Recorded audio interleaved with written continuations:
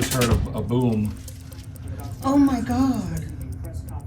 I heard that boom too, but I didn't know it was actually outside. I thought it was a person in the hallway.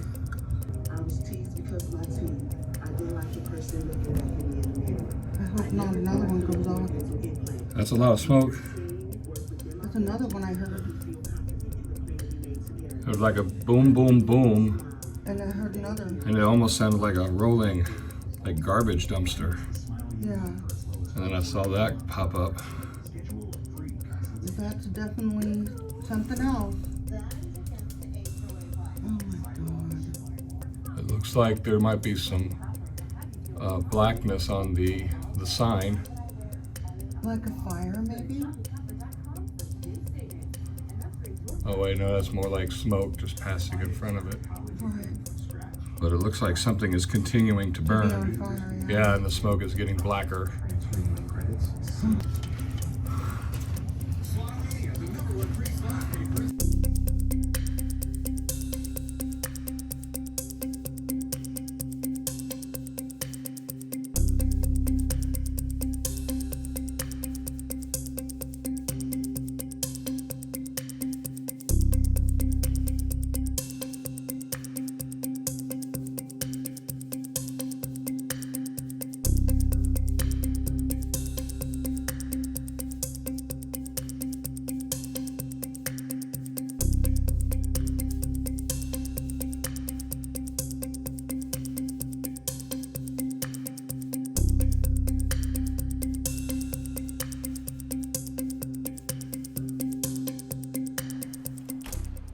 Good evening.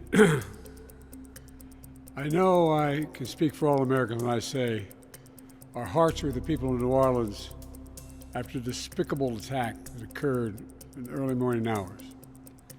To all the families of those who were killed, to all those who were injured, to all the people of New Orleans who are grieving today, I want you to know I grieve with you. Our nation grieves with you.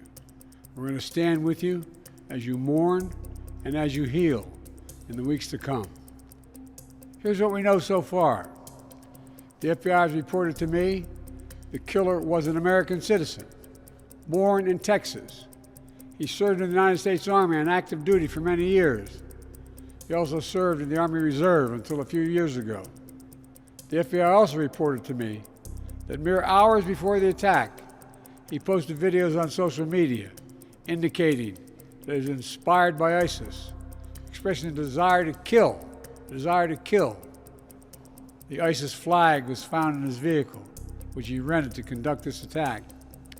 Possible explosives were found in the vehicle as well, and more explosives were found nearby.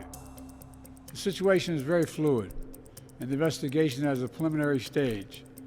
And the fact is that right now, there you go.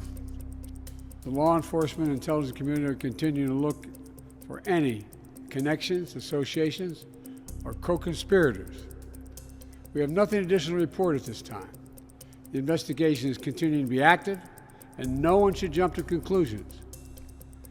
I've directed my Attorney General, the FBI Director, the Secretary of Homeland Security, the head of the National Counterterrorism Center, and the intelligence community to work on this intensively until we have a full and complete information.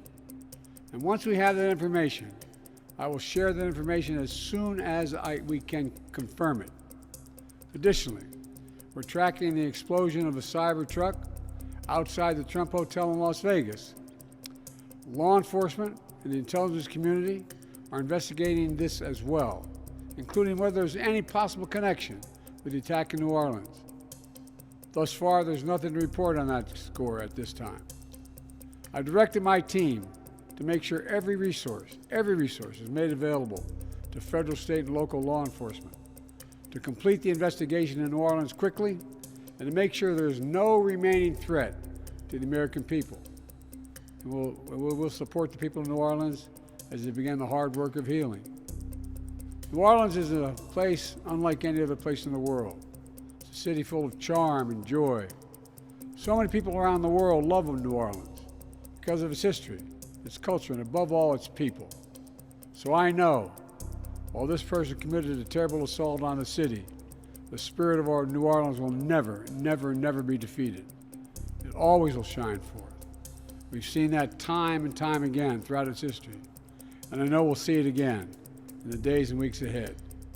May God bless the people of New Orleans. May God bless our police and our first responders. May God protect our troops, and we'll keep you fully, contemporaneously informed. Thank you. Have you spoken to President Trump?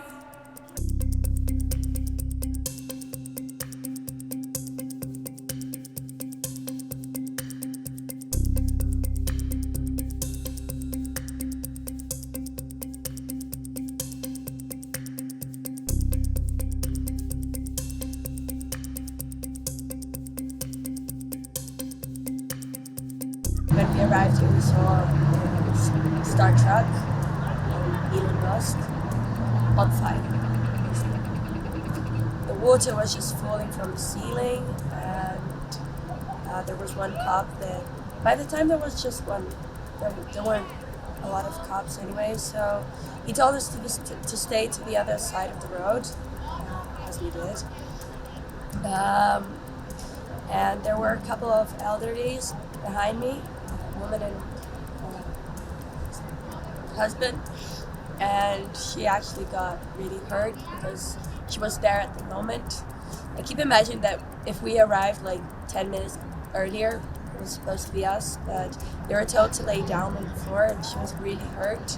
Her leg was flesh, so I just told the cops to bring medical assistance, as we did, and soon, full of police and helicopters, and then I overheard that, well, I didn't overhear the first one, but I asked the cop, I said, do you think there's a body inside there? And he just nodded his head, basically. He said, yes. So we stayed on the other side, but soon they limited the area, so we had to come further to here.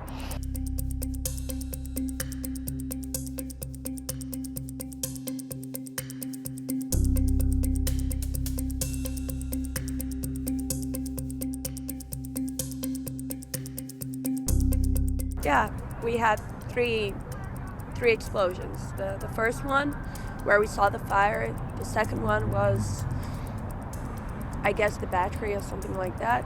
And the third one was the big explosion that smoked the entire area. And it was the moment that everybody that was near was told to evacuate, to stay further away. And so, yeah, here we are. Can't get in, nobody can get out, and they are investigating if it was an accident or a crime on purpose.